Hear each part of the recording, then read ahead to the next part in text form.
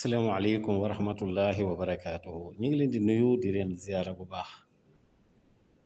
di leen xamal ne moment bii ñuy waxee nii ci fi mu toll nii nga xam ne daanaka 10h26 27 jot am na xeex yu métti yu am ci suuf si ci frontière u Liban bi diggante soldaaru Liban yi maanaam soldaaru résistance islamique ndax xam nga ci biir Hezbollah dafa am ay branche islamique yu ñëw di leen jàppale ñu bari dañu affilié wu léegi ci ñoom ñi ngi jàkkaarloog soldaaru israéliens yi xeex yu métti ci suba gi nii. am na plusieurs blessés nag ci côté Israël waaw ndax résistance bi ñu ngi taxaw bu baax a baax a baax bombardement yi nag foofu lay amee mais jamono bi daal xeex yi metti na lool parce que barki démb yéen a ngi déglu Benyamin Netanyahu muy wax naan dañoo bëgg a dugg Liban ci jaar ci suuf si mais gaa ñi kar nañ leen kar bu méttee ci seen frontière boobule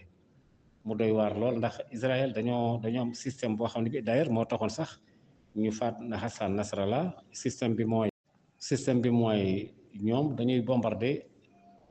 système de communication bu Hezbollah dañ ko yàq mu dafa retentir nag ba Syrie ba seen correspondant yi nekk Syrie mënatuñu woon a déggante loolu bokk na ci pexe yi ñuy defoon waa Israël parce que pourtant loolu day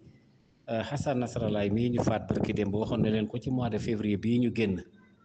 léegi war a toll ci juróom-ñeenti weer waxoon na leen moom Hassan Nasrallah rahmatullah alayhi ne da ngeen changé seen smartphone yi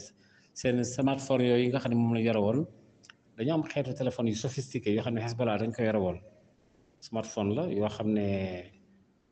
Israël dañ leen daf leen a infiltré woon di leen man di repérer di déglu seen appels yi di xam fan lañ leen di situer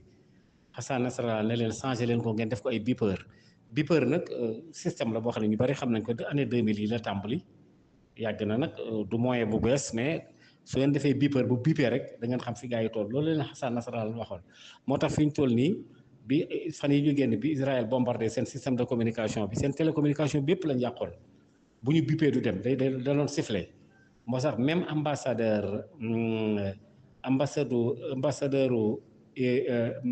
ambassadeur Iran bi nekk Liban sax daf ci blessé woon ci fan yooyu ci bombardement yooyu amoon ñu war a bàyyi xel mbir yu baax a baax incha allah daañu ci dellusiwaat gën ko yaatal mais actuellement ni am na combat yu métti yoo xam ne mi ngi am il y a eu plusieurs blessés du côté de l'armée de l'ennemi ñoom loolu lañ ko tuddee armée ennemie lañ ko tuddee mooy israéliens yi fii ñu toll nii mais barki démb bombardement yi am ba ñu faat Hassan Nasrallah ma fàttaliwaat ko ambassadeur Iran bi nekk Liban sax daf ci amoon ay gaañu ci bopp bi parce que beeper bi moom tamit ci ñu yore beeper yi la bokk mais sëflewul woon quoi donc dafa amoon ay problème